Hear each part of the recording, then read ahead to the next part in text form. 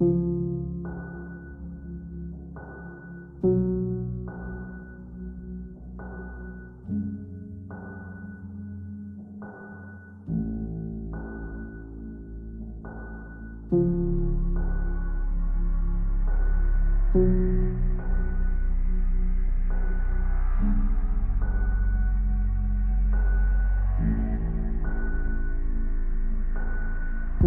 rewind like a VHS. Turn back the time, feel the beat in our chest. Make sure that we never forget. Let's rewind like a VHS. VHS, VHS. Let's rewind like a VHS. VHS, VHS. Let's rewind like a VHS. Let's concede that we wanna believe that the past was only a dream, just a place that we never could leave. Follow what's on the way to retrieve. VHS, VHS. Let's rewind like a VHS. VHS, VHS. Let's rewind like a VHS.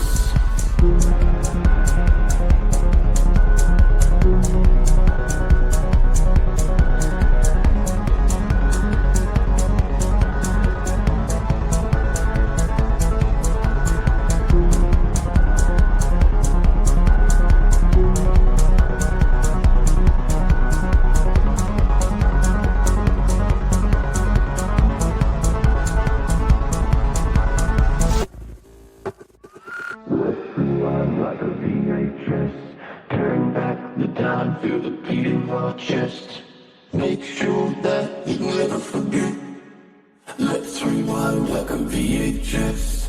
VHS, VHS. Let's rewind like a VHS. VHS, VHS. Let's rewind like a VHS.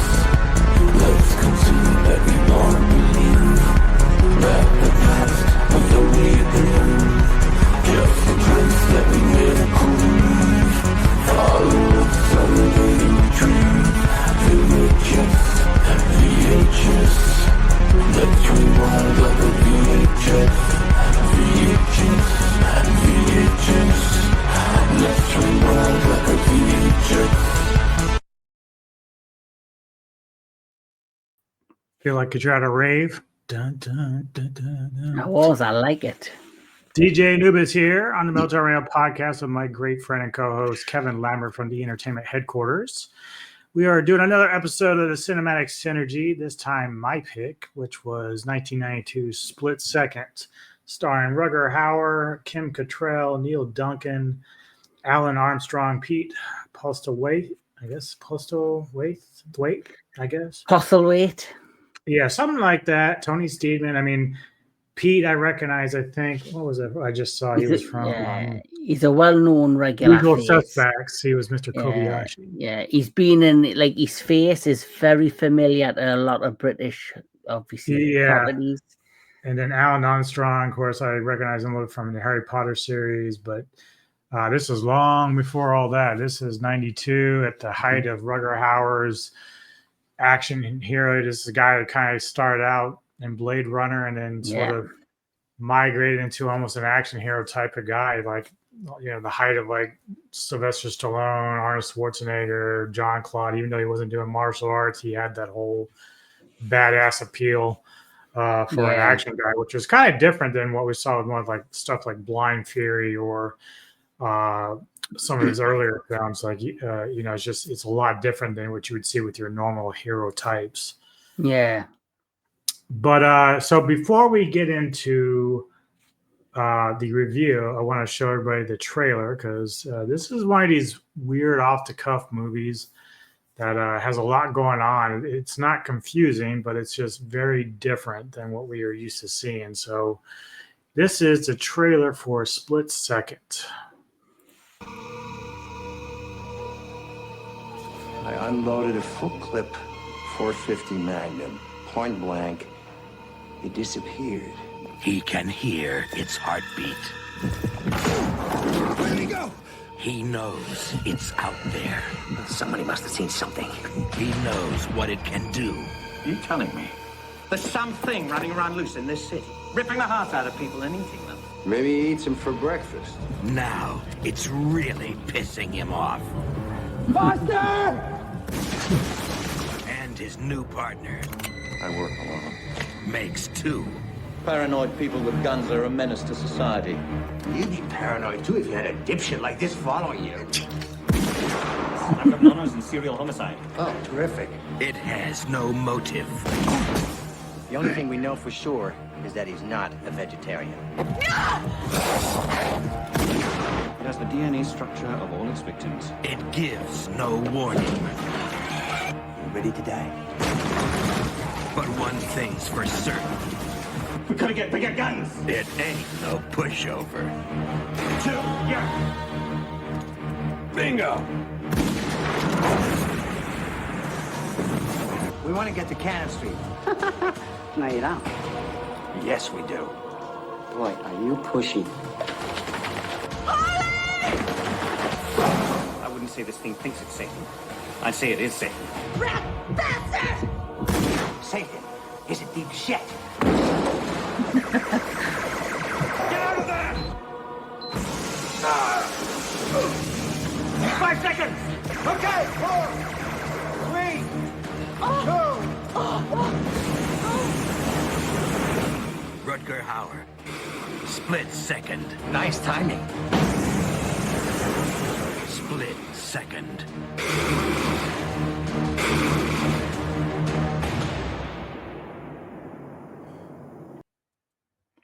And there you have it. Mm-hmm. I miss trailers like that.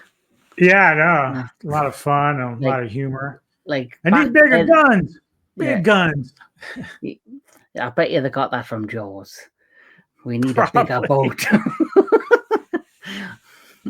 So yeah, basically we are dropped into a dystopian world where global warming has taken effect and there's a lot of heavy rainfall, and in the process we have this creature that's I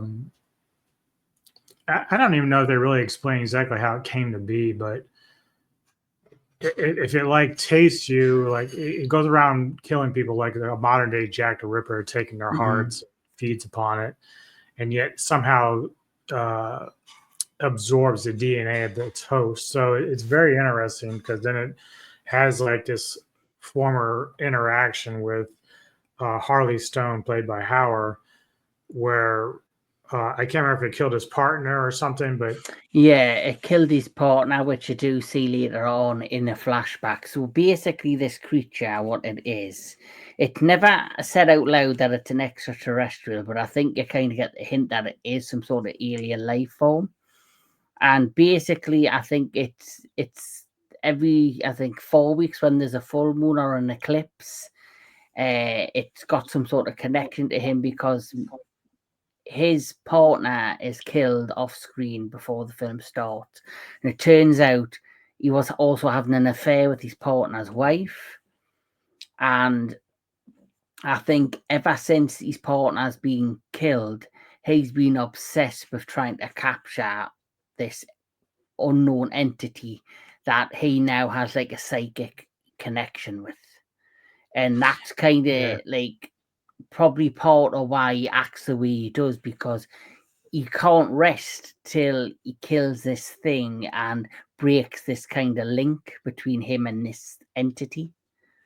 yeah, and I always kind of wondered if some of the reason why it absorbs DNA is that it's sort of like gaining intelligence, I guess, in some ways through that, because it's able to actually, despite its man-made gifts of like, you know, the claws and stuff like that, it can shoot guns. Like it's very intelligent.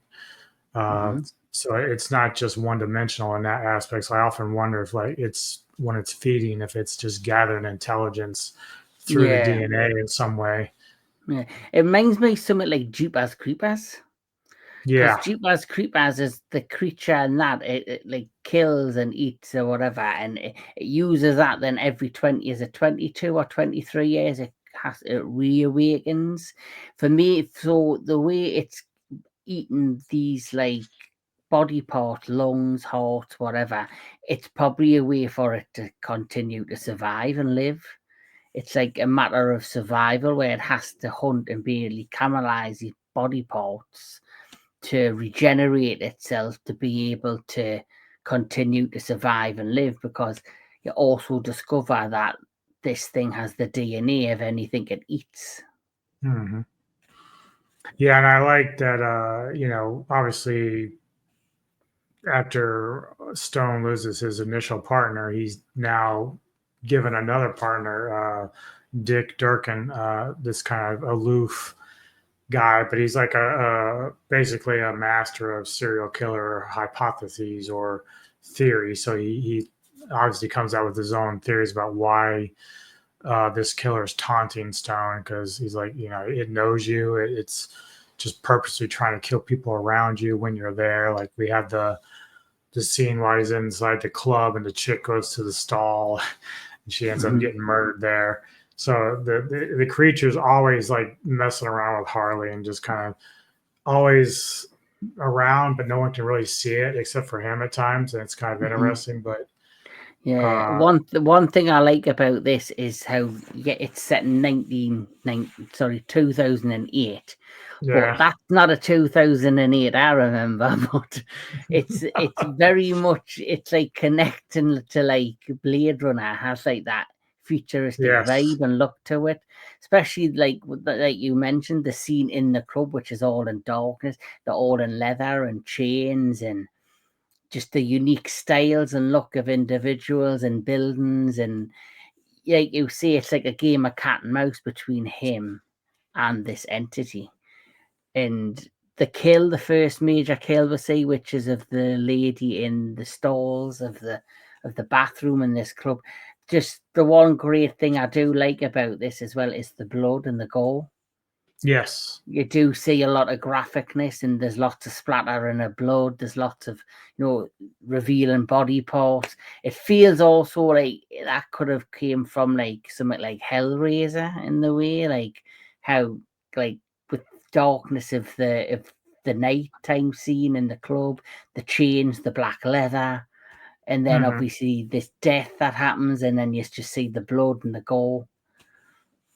Yeah, it doesn't shock me either, because I didn't even notice till just now. But director Tony Maylam was the same guy that directed 1981's The Burning, which is a very underrated horror film in the vein of like, Friday the 13th. It's like the camp stuff going on, but it's very, very good. I caught it for the first time maybe 2 or 3 years ago. And I feel it's better than Friday the 13th personally, but that's just me. But you can tell that the guy has like a fondness and knack for gory effects and stuff like that. Yeah. So. Yeah. So, obviously Stone gets this new partner, and he's kind of it almost reminds me a little bit of Predator 2 when Glover is forced to take on the new partner he has, which is what's his face, who's escaping me at the moment, that passed away. But the same kind of quirkiness and weirdness, and then of course they end up becoming like better and stronger cops towards the end, because they start realizing we're dealing with some serious shit here, which leads to his like whole like big guns thing that he just can't stop saying after he finally sees what they're dealing with. But yeah, so we just go a lot of cat and mouse stuff where Stone is like trying to track down this thing. He has issues with his I guess his sergeant, which is played by Armstrong. His name is Thrasher. They clearly don't like each other much, and it's because Rutger Hauer is just a loose cannon. It's the typical Stallone Cobra type thing where they just don't play by rules really, and they just kind of march to their own beat. Yeah. Can I also quickly mention this? Something that I should have mentioned right at the beginning is that this not only is set in 2008 because it is like a fictional future. It's revealed at the beginning of the movie about global warming and how it's like global warming's at its height, and because it's that there's a lot of heavy rainfall. So another thing about this movie, I noticed there's a lot of water scenes, a lot of dampness, a lot of dark, dingy, damp areas, which add to the atmosphere of the movie. Yeah. Yeah, it's you said it earlier, it's got like a whole like Blade Runner vibe, but you can totally tell they're trying to kind of go for that a little bit. And the water and the dripping, it's always like it just adds to the atmosphere that, you know, and at times you start thinking, well, are we dealing with like some sort of subterranean sea creature of sorts? Because it does have this like slick, like black body look, and chances are it can live underwater in some ways because it's not human, obviously. So it survives in that. I think it does have like some sort of aquatic ability, because there is a flashback, which when we get to, which shows the scenes of when the partner went. You don't actually like see this partner that was killed at all, because really it's done off screen. You just see like a flashback sequence where you see like a splashing of water, and it's clearly them out on the hunt for some sort of killer, but his partner doesn't raise up from the water in like the sewage system. And at first he thinks his partner's messing around, but then he clearly realizes it's something a lot more sinister.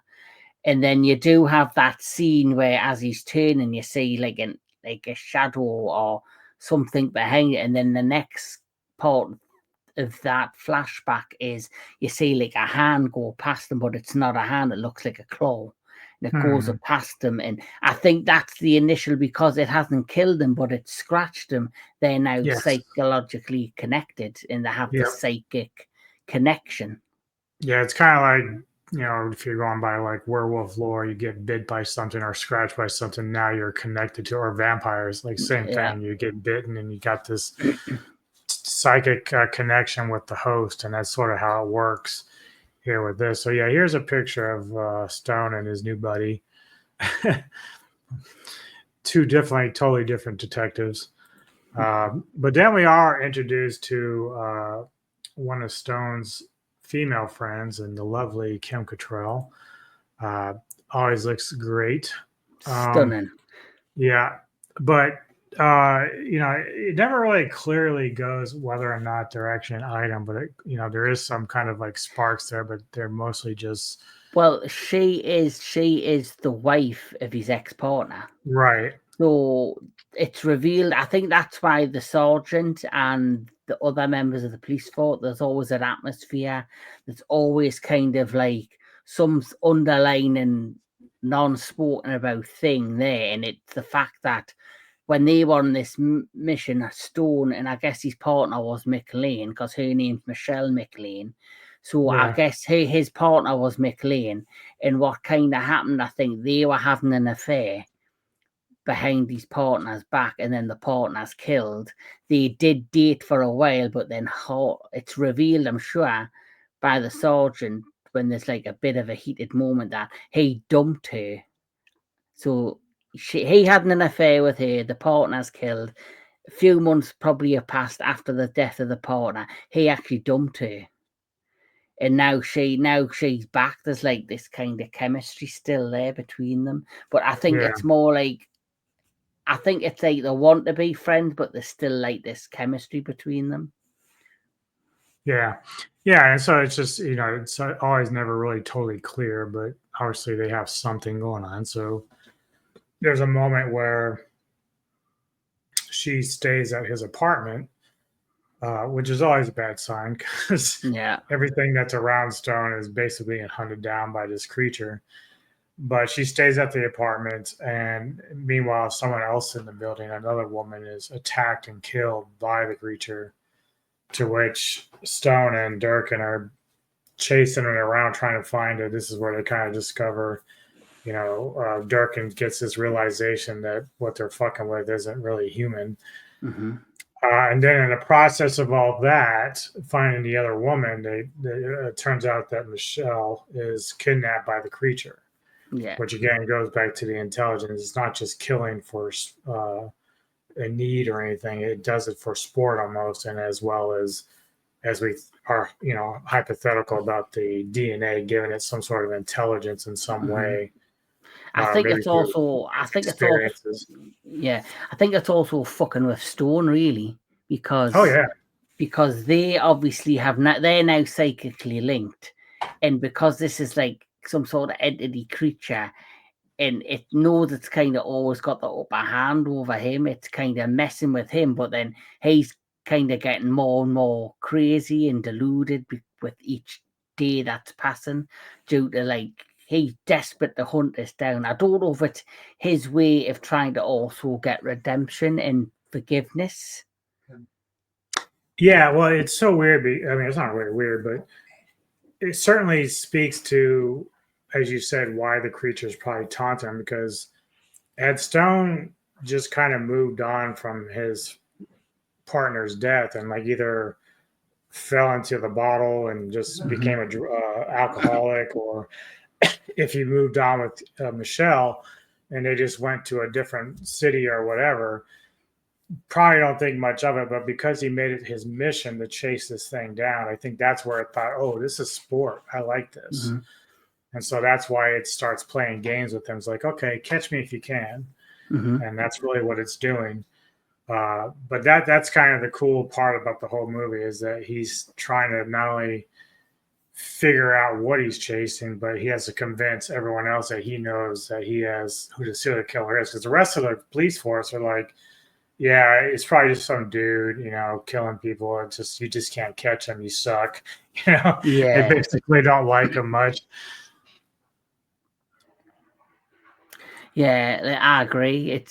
And the thing is, it's how this thing looks as well. Like you don't ever really get a full glimpse of what it is, but it's not like just an average entity or creature or alien, because there is one particular scene where it actually has the machine gun and it's actually firing at them. Yeah. So it looks creepy. It looks crazy, amazing. man. It's You like a got these mixture. teeth, Yeah. and then these. It's almost like goggles, but it's really not. So it's some sort of shield, I guess. It's like it reminds me of the out of Judge Dredd. Yes, exactly. I was going to say That's it's a alien is version of Dread. yeah. Or like there is like a devil dread, isn't there? Like with the fangs. Is that Judge Death or something? It reminds Yeah, it's me. like, well, it's a cross between Dread and fucking Venom almost. Yeah, well, it reminds me of that character from the world of Dread. Yeah. And I think even the tagline for this, they said it was like it was like a combination of Blade Runner meets Aliens. Yeah. So, and you can very much see that's what this film is trying to be. Yeah. So obviously, Michelle's been kidnapped, and so now the trap's been laid, and so obviously Stone still has a psychic connection. So he and Durkin are trying to track it down in this underground subway, where apparently its lair is, and so from there it's merely about trying to save her and kill this creature at the same time. Of course, they've already got their big ass guns, on them, so they're like ready to go, hog tying this thing. So, how did you feel about like the final fighting sequences of the film? Well, you see, I love. It sounds weird to say, but I like more the cat and mouse aspects, the build up, the chase sequences, everything that leads up to the final. Then I don't know if you feel the same. I feel as if the last half hour felt a bit rushed. Like, Yeah. I felt as if they were trying to tie it all together with such an amazing build up and a steady pace. And then by the end, you get to the end of the movie and it's Stone. He's trying to save Michelle and it's his partner. And then there's other people of the police force down in this area, the sewage area, and they get wiped out literally. I always love that scene where he opened kind of the door and they just dropped to the side. They've been wiped out. Because they're kind of homing in on where it is, and then the final few scenes where the famous and just like kind of strung up in the middle, and you've got the water, and they're trying to rescue her. after being kidnapped. And then you knew straight away when you got near the water, anywhere in the water, that this thing was going to make its presence felt. And that part was great, but then there's like the big shootouts and you know, I just felt it was rushed. I felt as if they had so much potential. I wish they had just done a 1-to-1 full-on battle between Stone and the creature. The fact that you've got other interfering like elements, it kind of was a bit of a distraction. Where it's for me, I was wanting to have like a battle between Stone and the creature, similar to like say the Predator versus Arnold Schwarzenegger.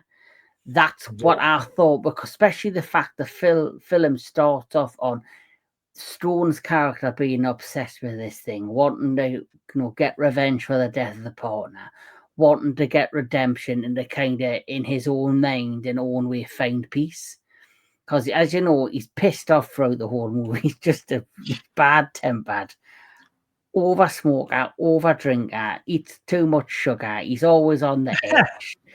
And then by film's end, he is still those things. But then I think the payoff would have been just a 1-to-1 fight between him and this creature.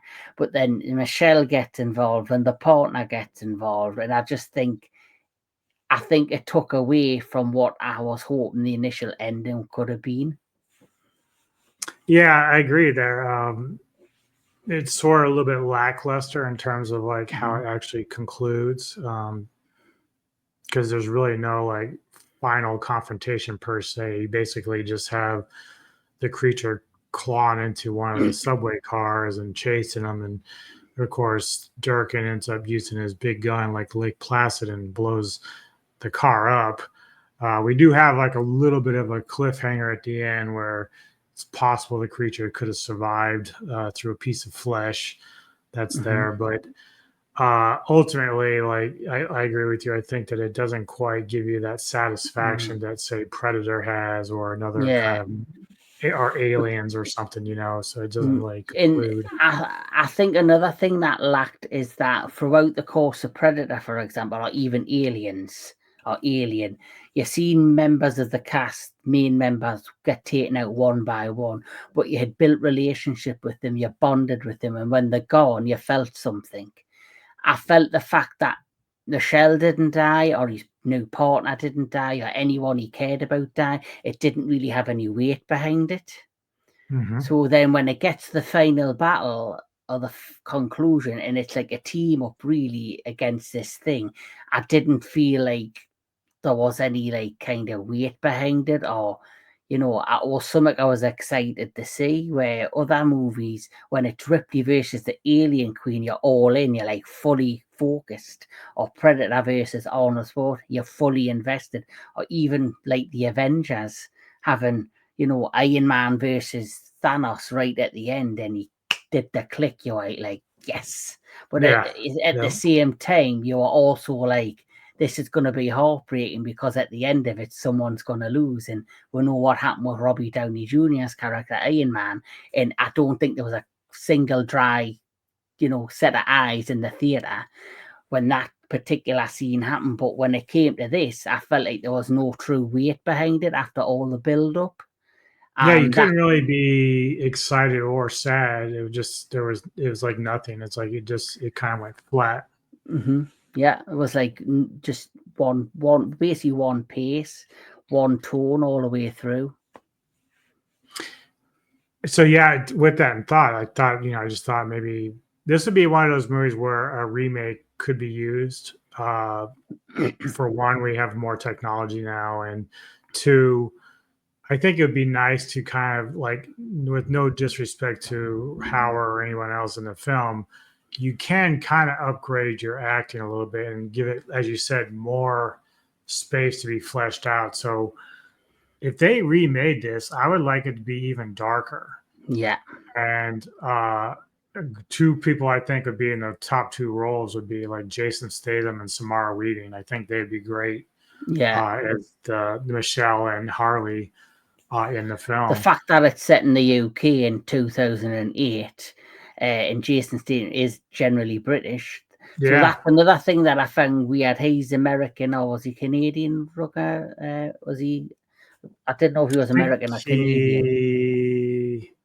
he was Canadian, I think. But like he's living in the UK. Everyone's British, talking British slang and London speak, and he's running around like an arsehole. And they're like it was fun, but that was what added to the humor of this. So I think if there were to update this and make a reboot, I would hopefully like the things you've added there, Jason Statham, that they would keep him in the lead and make it he's stay got in that the UK. dry humor that he can be an asshole, so Kate Beckinsale would be good as the female lead in this. Oh yeah, she'd be great. Very good. Yeah. Or if they wanted to go a different route and have a younger cast, Taron Egerton, who's in Kingsman. I'm trying to remember. Is that the guy with the glasses? Yeah, he played the lead in the Kingsman movies. He was also in the Elton John biopic. I think because there's rumors that he potentially his name's down for a new version of Wolverine, but I think a lot of people want Henry Cavill. It will be up soon on the channel. I'm just not long done a review of the new action Christmas movie called Carry On, where he is the lead. So I have seen him, what he's like when it comes to action films, and I think he did a reasonably decent job on that. So yes, if they were going to update this, keep it British, keep it with the British humor, but make it darker and make it more wet, and give it that dark. Because we've seen when it comes to dark British horror could be quite eerie in terms of its setting in, especially if they did the final not in the subway but like in the bottom of like an ancient manor house in the UK, and Victorian that's the thing, like minute. I said, if they would do another one of these and remake it, like make it darker, so maybe Michelle doesn't make it out this time, So you throw a twist in there and give your lead character, which would be Statham, extra motivation. Yeah, definitely. There needs to be some sort of like reasoning for him to want to, find this thing and fuck it up, basically. Because I know the thing with the partner, his partner dying, but once you found that out, there was no more stakes. There was no more motivation other than redemption and revenge. Where if Michelle had died and it pushed him over the edge, he's like, that's it. I'm not even going to listen to the cops. I'm just going to go out on my own and go fucking balls to the wall, because that thing is not getting out alive. Where even despite his attitude and how he was being a dick to his partner, he still kind of followed the rules, which the way this character comes across and was built, he comes across like a rule breaker, like somebody that does not give a shit. That's his way or no way. Yeah. And that's what you want. And towards the end, it was kind of like by the numbers. It wasn't really him being the guy to do all the damage. So it's just kind of like a collective between him and his partner getting it done. So so it does have its flaws for sure. So let's get into ratings. So what would you rate this? Great start. Strong middle. But then for me, like I said, it was lackluster by the end. I just thought it was too rushed. Great gore, great setting. I love the darkness of it. I love the fact that it is like a spin on Blade Runner meets Alien. But I'm going to have to be honest and give it, say, a 6 out of 10. Because there was just, as the film progressed, I found myself getting less and less involved because of the elements I've mentioned. Yeah, that's why I think one reason why I think it deserves like a reboot. We always talk about like why do they reboot some of these other movies and then not movies like this where it could really use one? You know, you have great action heroes now in the modern age. You can put in there and do a nice job with this. Yeah, another movie that we recently done that I think that could get the reboot treatment is Cyborg. Yes. Yeah. Yeah. You could actually just go with someone like Iko Uwais or Joe Taslim and put them in these roles, and it'd be fun. Yeah, definitely. I couldn't agree especially more. with the right director. Definitely. Yeah. So I agree with you. 6 out of 10 is fair. It's a movie I think people should check out. It's got a great premise. Rutger Hauer is not quite as funny in this as he in like Blind Fury and other stuff. But you can definitely tell he's loving the role. He's eating it up. He's being himself. But it does fall short towards the end in terms of like that payoff that you really want with a movie like this. Yeah, especially when it had such a strong start with him in the nightclub and the lady, and then you think, right, it starts with him. Technically, you should have just ended with him and the creature. Yeah, but that's just I guess the way. Yeah, there probably wasn't enough cat and mouse stuff because you had a couple of chicks that bit it to the creature, but then that's about it. Really, it's like well, even Michelle got bitten. What's that? Even Michelle got bitten. Remember, she comes out. She went, "I've been bitten," and he was like, "Don't worry about it." Yeah, but it's like, what do you mean, don't worry about it? And I think that is basically because she was bitten and survived, and she might have had the same psychic link with him, and that is when he went haywire to go around the building and he found the other girl. She's trying to hide, and maybe that's how she was easily found because the creature knew exactly where she was because he's now got that link to her. Oh yeah, definitely. And like I said, the plot is great. Like it's a great premise for a film. So to see this be updated would be pretty amazing, actually. Oh, definitely. Does anybody ever listen to our shows? They should be listening to our shows. But even if they did listen to our shows, with Hollywood interference, it would be a load of shit. Yeah, because they don't know how to get the right people. We're not going to give you that budget. Oh, guess what? Make that person. You know what we're going to do, though? You and I, we're going to petition Edgar Wright to do a remake of this. Ooh, Edgar Wright. Yeah, or the guy, I would be quite happy with the guy who did Evil Dead and the new Alien Romulus. I think this would be right. Fede Alvarez, yeah. Or even Mate Flanagan. Flanagan would be amazing. He would be amazing. Yeah. But he's got his hands full with the new Exorcist. Yeah, we'll see how that goes. He's taking on a big project there. Yes, definitely. Oh, what about the guy? Is it Perkins who did Long Legs? I could see him work, especially with the psychological elements. Pete, I didn't see that one, so I don't know. Obviously, a lot of people were talking about it, so maybe that for me is similar to this. Great start, amazing middle, lackluster ending. Did you ever get a chance to check out Azrael? Oh yes, I did a review. Oh, did you? Yeah, it's on the channel. As soon as I watched it, I was like, I'm doing a review. And it potentially, I was just going to say that's probably in my top 10. I think our top 10 is going to be very similar. Probably, yeah.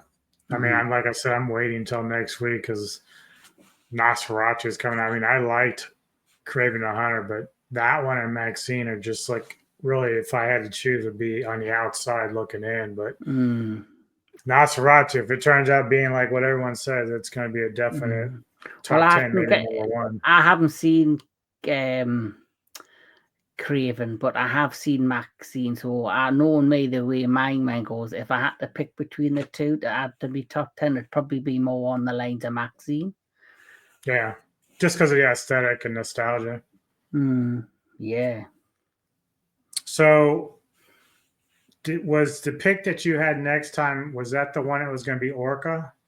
Yes. So the next cinematic synergy is going to be the Orca from the 1980s, because I have not seen that movie. 77, I think. Oh, it's a 77. So obviously we were talking about that the last time we were having a catch up, and it was something I've never seen. I have heard about it. I've heard mixed views on it, but until I personally see it myself, who knows? I love it, of course, but it's a whole. I see the similarities that people make between that and Jaws, but it's still a lot different vibe than you would get from Jaws. Like, you don't really empathize with the shark, but you will with the whales. Yeah. There was a film, and I've heard nothing since it was announced, but there is an actual film called Alpha that was due out this year, but it must be coming out next year, which is an orca versus a great white shark, and a person trapped in the middle of it all. Oh yeah, I think I saw the poster for that. Yeah. It's kind of like a yin yang almost. Yeah. So it made me wonder what the hell's happened to that film and where is it. So so that kind of either can be a positive or a negative, because it means that either decided, right, we need to spend more time on it, make this thing the best thing it is, or they've had the first look at it and it's like, oops, shit, we need to make some changes, which when that happens, it's not always that good. Yeah. All right, sir. Well, thank you very much for joining me again. It's always a blast to sit and talk movies with you. Anything coming up on your channel? Well, I've just dropped about today the new trailer reaction for Superman 2025, which I think had mixed reactions, mixed views. So if you want to know what I think, get over to the entertainment headquarters and check it out. I actually watched it. Oh, cool. And the next thing that's coming on the channel and probably soon is my review of Carry On, which is the new Netflix film released for Christmas, which is being talked about is the new Die Hard. But is it? You'll have to check my review. And outside of that, I think it's the 27th of this month. You and I will be returning, getting back together to do the next retro classic movie show, which is Come in Peace. I come in peace. You go in pieces. Yes. Yep. For me, later this afternoon, I actually will be joining Sci-Fi Century for a review of Astro Monster, Godzilla versus the Astro Monster. He kind of just drops these things at the last minute, but I don't mind joining them. I love talking Godzilla. That is probably my favorite Showa movie. So I did give him one of those because I'm like, you have to do this one. And you had to ask us like last minute when I can't join. But never mind, I'll forgive you. Yeah, it always does that. Like, I'm going to take the rest of the year off. Wait a minute. I'm going to do one more. Yeah. Then on Saturday, Mr. Tony the Dead and I are going to try to get another Ghouls of Midnight out, because obviously next week is Christmas. So this time will be my pick, which is Gene Rollins' The Grapes of Death. And then on the 26th, I would join him with Rick Myers for Action Film Autopsy yet again. And he hasn't given me a list of movies he's going to talk about yet. But once he does, I'll have the thumbnail ready and all that. And then, of course, Friday the 27th, with you, of course, around the same time. We'll be doing the Retro Show Classic with I Come in Peace. And then later in the evening, Neko and I will be doing our top 10 rock and metal releases of 2024. So that's going to be a lot of fun. Yeah. And then the 28th, I do another Kaiju special with Connor, which we'll be doing Megalon.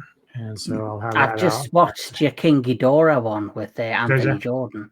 I've literally about 10 minutes before doing this, and then 10 minutes before my phone call that you were privy to, I was like, it's all happening at once. Too much going on. Sensory overload. Well, hit the like and subscribe button if you enjoy the content, and please go check out his channel. Like and subscribe to the Entertainment Headquarters. A lot of great content over there. Check his And, channel out. What do you feel about this film? Do you think it needs an update? Do you like it the way it is? Let us know. Got any suggestions? We like to take suggestions. We do. We really do.